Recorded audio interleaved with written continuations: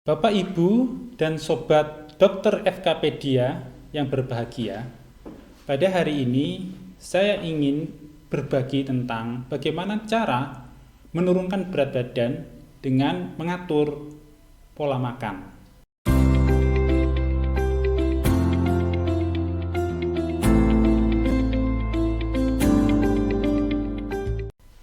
Nah, Bapak, Ibu, dan Sobat Dokter FKpedia, yang perlu dilakukan bagi remaja yang sedang kegemukan adalah dengan mengurangi jumlah kalori yang masuk ke dalam tubuh.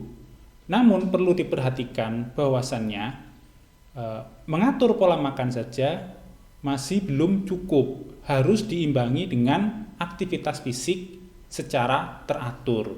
Karena makanan merupakan asupan energi yang dipakai tubuh untuk melakukan aktivitas fisik.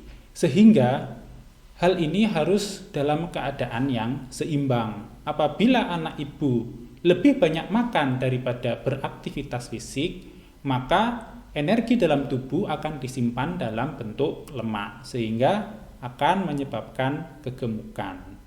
Nah, perlu diperhatikan, jadi gizi atau pengurangan makan itu tidak bisa hanya sendirian. Jadi harus dibarengi dengan berolahraga. Oleh karena itu, yang pertama adalah sebaiknya aktivitas anak-anak itu harus ditambah dan mengurangi sedentary lifestyle atau perilaku yang bermalas-malasan seperti lama duduk di depan TV, main game, gadget, ya, kemudian kurang pergi keluar rumah.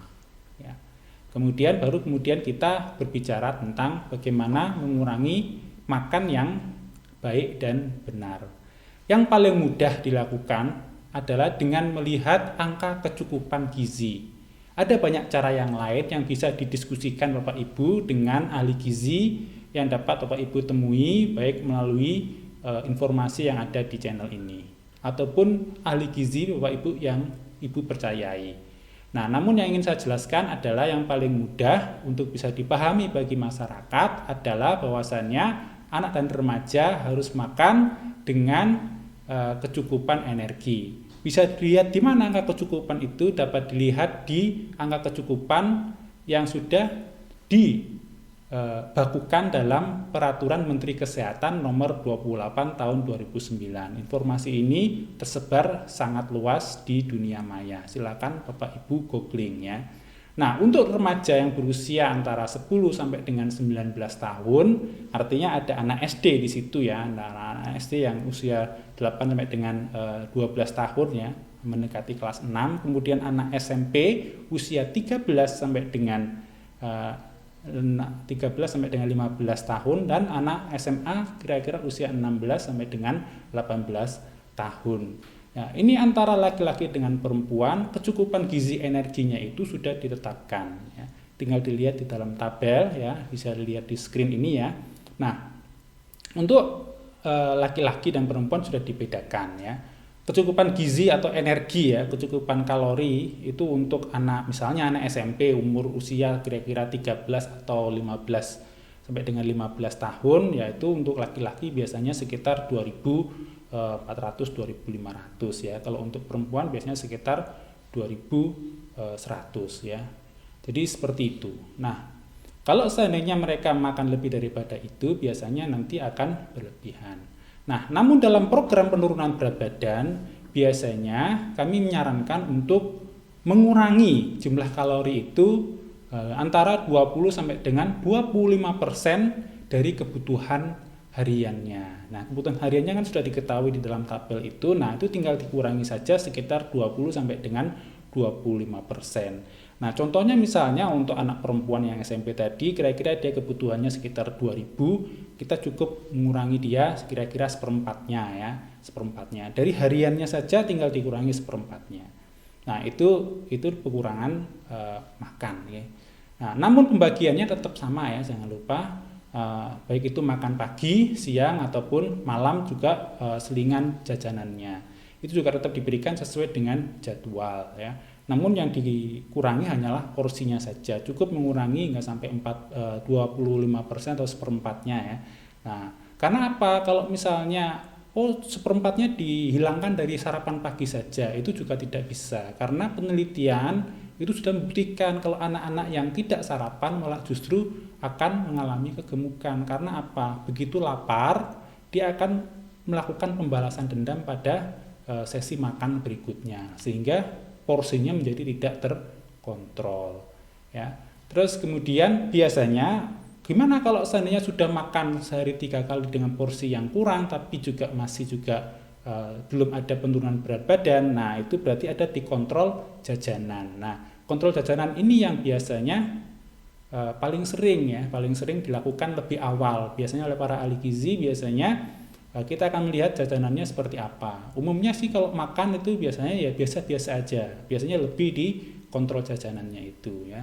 Ada yang jajanannya banyak, sering ya, kemudian juga dari jenisnya itu juga perlu Ibu perhatikan. Nanti akan dijelaskan oleh rekan yang lain apabila Bapak Ibu menemukan kesulitan dalam memahami traffic light untuk masalah bahan makanan itu. Ya.